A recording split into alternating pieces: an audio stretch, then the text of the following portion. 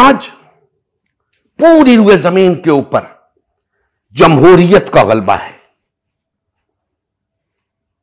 لوگ کہتے ہیں یہی اسلام ہے، جمہوریت ہی اسلام ہے. تو کیا اسلام کا غلبہ ہے پوری دنیا پہ؟ ہرگز نہیں. اسلام کا کہیں غلبہ نہیں، جمہوریت کا غلبہ ہے.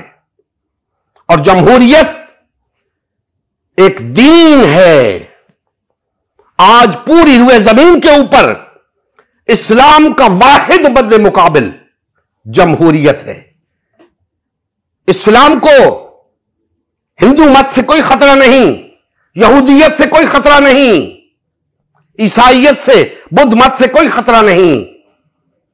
اسلام کو اگر نقصان پہنچا رہا ہے تو وہ یہ جمہوری نظام پہنچا رہا ہے، جمہوریت پہنچا رہی ہے.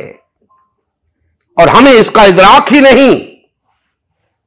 ہم آئے روز جمہوریت کے شکنجے میں کستے جا رہے ہیں، جبکہ ہمیں قرآنی سیاست کرنی تھی، نبوی سیاست کرنی تھی، جس کا جمہوریت کے ساتھ کوئی تعلق نہیں. جمہوریت ایک الگ دین ہے، اسلام ایک الگ دین ہے. ہم اسلام کے پیروکار ہیں، جمہوریت کے نہیں. نبی کریم صلی اللہ علیہ وآلہ وسلم کی زندگی کا مقصد غلبہ دین اسلام تھا. اس مقصد کے حصول کے لیے امت مسلمہ کی تشکیل ہوئی.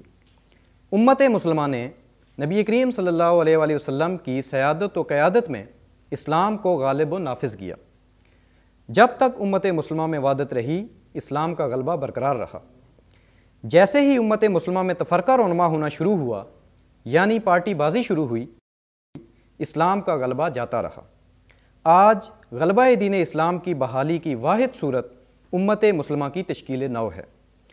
الحمدللہ ہم نے غلبہ دین اسلام کی بحالی کے لیے اللہ کے رسول کی جماعت امت مسلمہ کو بحال و فعال کرنے کا بیڑا اٹھایا ہے. یہ ہمارا ہی نہیں، ہر کلمہ گو کا اولین فریضہ ہے کہ ہر قسم کے باطل اور طاغوتی نظام کے خلاف اٹھ کھڑا ہو اور غلبہ دین اسلام کی بحالی کے لیے فرقہ واریت اور پارٹی بازی سے کنارہ کش ہو کر صرف اور صرف امت مسلمہ کو بحال و فعال کرنے میں اپنا تن من دھن لگائے.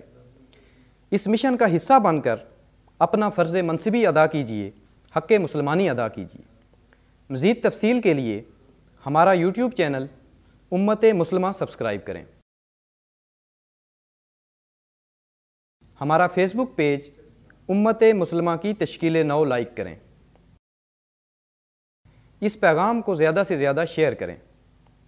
سوال و جواب یا فیڈ بیک کے لیے ہمارا واٹس ایپ گروپ یا میسنجر گروپ جوائن کریں یا اس نمبر پر رابطہ کریں.